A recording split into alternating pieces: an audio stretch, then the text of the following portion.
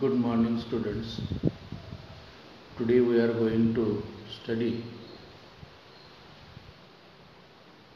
that zoology paper number 9. Title of the paper is Comparative Anatomy of Vertebrates. That paper is for 15 marks for this semester 5. That comparative anatomy means, here comparative means we are going to compare. Anatomy means scientific study of structure of animal bodies. Means what that we are going to compare the various systems of vertebrate animals. That vertebrates means those animals which are having the vertebral column. So they are called as either vertebrates or chordates. That vertebrates are divided into 5 classes. That is pisces, amphibians, reptiles, ewes and mammals. Or in another words, fish, amphibia, reptile, birds and the mammals. There are 5 classes of vertebrates. What we have to study? We have to study the anatomy of that particular vertebrate animals. For example, that anatomy means scientific study of the structure of animal body. For example, that if we are going to study the structure of body of fish, then body of any one animal is formed by various systems into the body. Means systems, number of systems unites together to form a body. A single system is formed by number of organs. Means number of organs unites together to form a system. That any one organ is formed by a particular type of tissues. As like that of. Here we are going to study in this comparative anatomy, we are going to study the comparison of systems of vertebrate animals. That syllabus for that paper number 9 is it consists of unit first, that is integumentary system. In old syllabus, the title of paper was that topic was integument and its derivatives. That integument means a cover of the body or a skin. In this topic, we are going to study that structure of skin of various vertebrate animals. That skin of any one animal consists of what is present in that skin? Structure of that skin. That structure of that skin consists of 4 layers. If the tiers of skin of any one animal is taken, it consists of 4 layers. Outer one is stratum corneum, below that stratum germinativum, below that stratum spongiosum, and innermost layer of the skin is stratum that compactum. Out of that 4 layers, that outermost layer is the stratum corneum. That stratum corneum is little bit hard. Why? Because that is the layer of dead cells in which that keratin is deposited. That's why that outer layer becomes hard. As like that of that basic structure of that skin, TS of skin of fish, amphibians, reptiles, birds and the mammals. As like that of structure of all classes of vertebrate animals.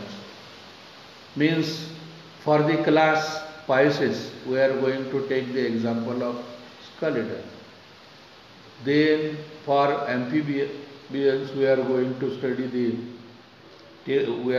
take the example of frog. In reptiles, Calotis versicolor, that is garden lizard. In aves, we are taking the example of a pigeon, that is Columba livia, rock pigeon. Then for the mammal, either rat or the rabbit. These are the examples of that particular class of vertebrate. Pisces, Scalodon, amphibians, frog, reptiles, that garden lizard, aves, pigeon and mammals either rat or rabbit.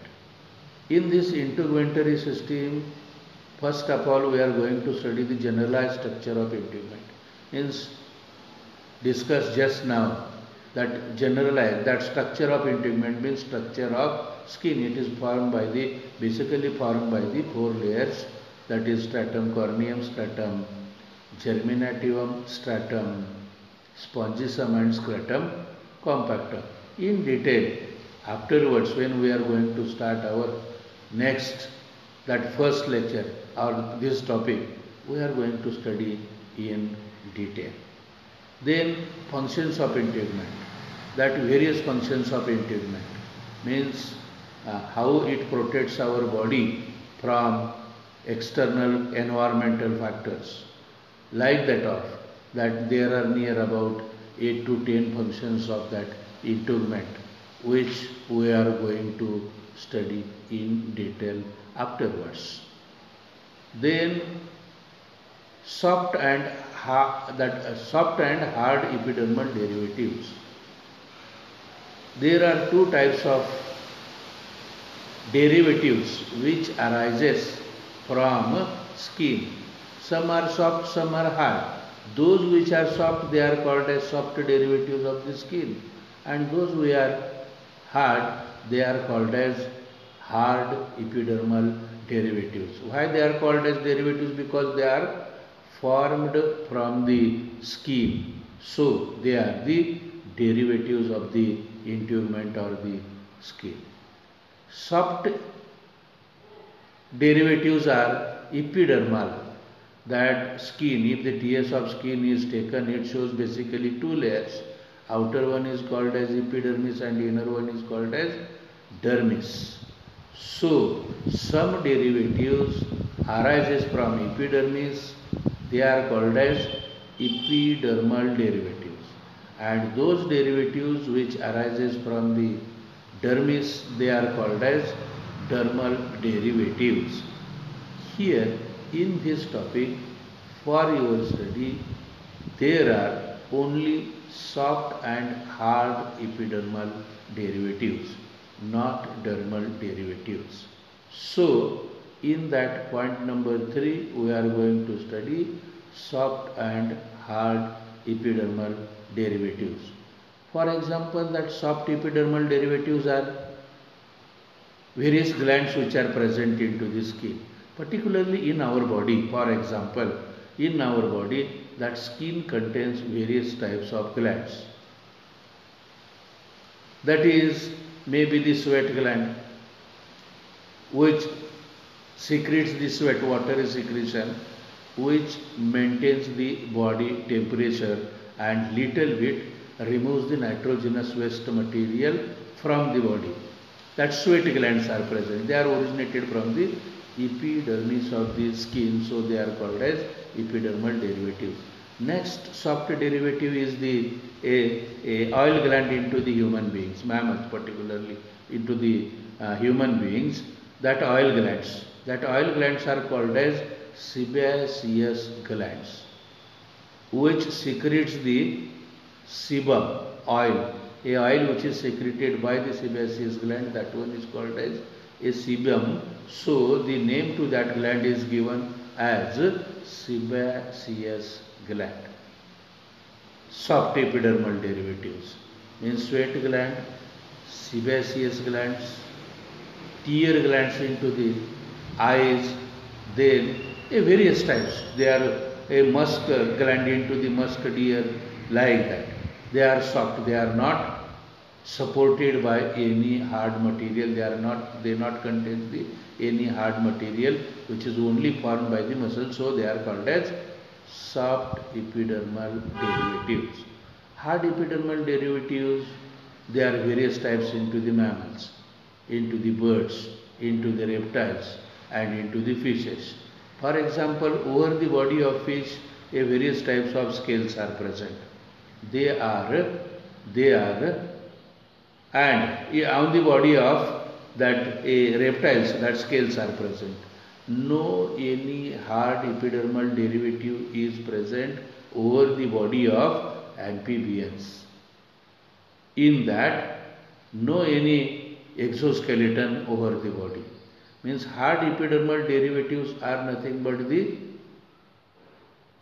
the exoskeleton which is present over the body of various animals. For example, into the aves or the birds, various types of feathers are present over the body. Into the mammals, that hairs are present, horns are present, nails are present. In some mammals, claws are present, as like that.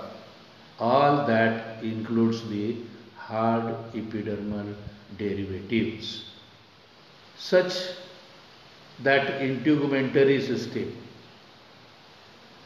In hard epidermal, that not epidermal, point number 4, it may be not hard epidermal derivative, that it may be hard dermal derivatives. That is a plastron which is present into the turtle, a shield which is present over the body of that turtle, some scales which are present over the body of fishes, they may be included in hard dermal derivatives. Means this unit number 1, topic number 1 is integumentary system. Means we are going to study in detailed structure of integument or the skin, as well as its either epidermal, soft or hard derivatives, or either that hard derivatives of the hard dermal derivative. This is in this topic integumentary system we are going to study in detail in future. Why? Because when we are going to start that topic, we will study in detail. Next one is the skeletal system. That skeletal system means that skeletal system, it is get formed by the hard material which is present into the body in the form of bones. That is the majority part of that skeletal system is formed by the bones. That is skeleton. That skeleton you are going to study in this year only. Why? Because in BSc part 1st and in BSc part 2nd, that topics was not there. First time that study of skeleton is in BSc part 3. So you are going to study for first time. This is new for you. Why? Because you are going to study for first time in this BSc part 3rd. That skeleton, what is the function of that skeleton? Why that skeleton is required in our body? Because the main function of that bones which are present into the body is to give the proper shape to the body, and it gives mechanical support to the various soft organs of the body. Imagine that. If the bones are not present in our body, then what will happen? Our body is nothing but it is the ball of just muscles which has no any proper shape. Then imagine how will be the locomotion in that, as like the amoeba, that pseudopodias are formed and shape of that body changes time to time. But due to the bones into the body or due to the skeleton, our body is having proper shape, and that bones gives mechanical support to the various organs of the body, and some part of the skeleton protects that some important parts like that of brain, it is get protected by the skull. So generally that skeleton is divided into two parts. One is axial skeleton and one is appendicular skeleton. Axial skeleton means those part of the bones which are present at the axis of our body, center of our body. That much bones they are included in axial skeleton. Means what? At the center of the body, bones are present in head region and remaining is the vertebral column. Means that bones which are present in head means commonly it is called as skull, and whatever that axial skeleton consists of only two parts. That is, axial skeleton consists of a skull and the vertebral column. Skull means that bones which are present into the head. Vertebral column means a column. In our that house also, RCC house, that columns are there. What is the function of that column? It gives the support to the structure of that particular house. As like that of our vertebral column also gives a support to our body.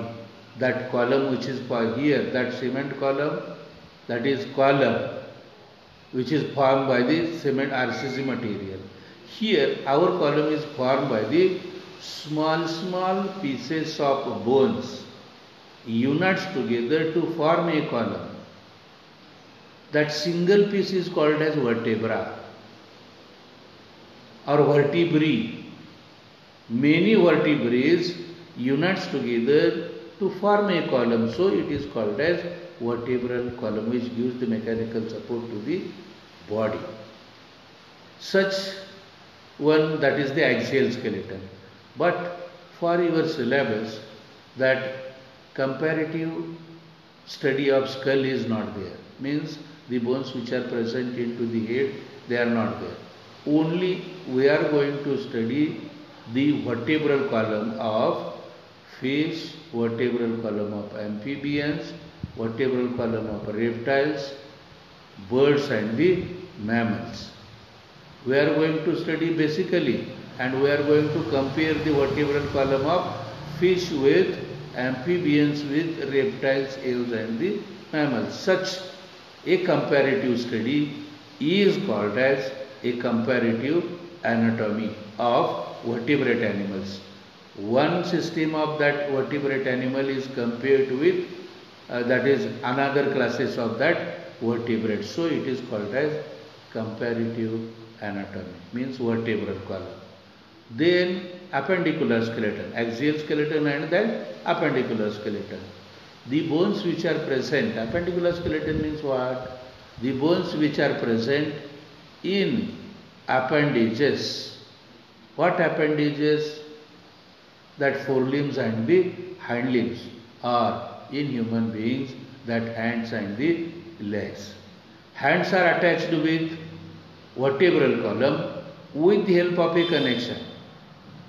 That appendicular skeleton, it is get divided into again two parts. As like that of axial skeleton, it consists of skull and the vertebral column. As like that of appendicular skeleton consists of again two parts. One is the girdles and one is the limb bones. What are that girdles? That girdles are nothing but they are the connectors in between the limbs and the vertebral column. Means what? Hands are connected with what? Vertebral column. Legs are connected with what? Vertebral column. With the help of a connection. That connections are called as that girdles. So, again that girdles are of two types. A girdle which is present in between the hand and vertebral column, it is called as pectoral girdle. And a girdle which is present in between the leg and the vertebral column, that one is called as pelvic girdle. So, the appendicular skeleton consists of girdles and limb bones. Girdles are of again two types. One is called as pectoral girdle and one is called as pelvic girdle. As like that of that limb bones are again two types. One is forelimb bones and one is hind limb bones. In detailed study of bones into the body is called as skeletal system, which gives proper shape to the body, which gives mechanical support to the soft organs of our body. Such is a skeletal system. That paper is very easy. Why? Because you have studied in detail frog in BSc Part 1st. You are very well known about the structure of all systems of that frog. As well as you have studied some systems in BSc Part 2, that is some systems of aves, some systems of mammals, some systems of Pisces, as like that of you have studied. So, remaining what? You have studied some systems of mammals, some systems of aves, some systems of Pisces, and remaining one is that reptiles and the amphibians. So, basic knowledge of that system is already along with you, and that's why that comparative anatomy, it is not that much complicated, but it is vast. Why? Because we have to study vertebral column of fish, we have to study vertebral column of amphibians, reptiles, aves and the mammals 5 times. And what are the changes from fish to the mammals, that we are going to compare. So, that title of the paper is Comparative Anatomy. In that appendicular skeleton also, it is very easy. I will teach it in detail, and after that you will not forget that a skeletal system. Never forget. Up to that I will take in detail definitely. Then that integumentary structure, what that in that integumentary structure, we have to study the structure of fish skin, then amphibian skin, reptile skin, aves skin and that mammalian skin. In general, morphologically, over the skin of Pisces, scales are present. Over the skin of in the skin of that frog, that hardly any skeletal structure is not there, exoskeleton is not there, only the soft glands are present into the body of fish. Why? Because always the skin of frog is always moist. Why? Because that skin of frog is a respiratory organ along with exchange of gases takes place, that is oxygen from the outside it is taken into the blood, and carbon dioxide which is produced into the blood, it is get removed again into the environment or the air. So that skin of frog is always kept moist. If if that skin of the frog becomes dry, death of frog that may take place due to the suffocation. Why? Because that skin of frog is respiratory. So in detail, which are the differences in between the skin of fish, amphibians, reptiles, birds and the mammals, and which are the derivatives, either soft or the hard, originated from that skin of fish, amphibians, reptiles and the mammals in detail. Then this one is the unit first. That unit first consists of either two topics, integumentary system and the skeletal system. So in that we are going to study that detailed study of that integument and the skeleton in vertebrate animals. In next lecture we are going to discuss that further topics of this paper.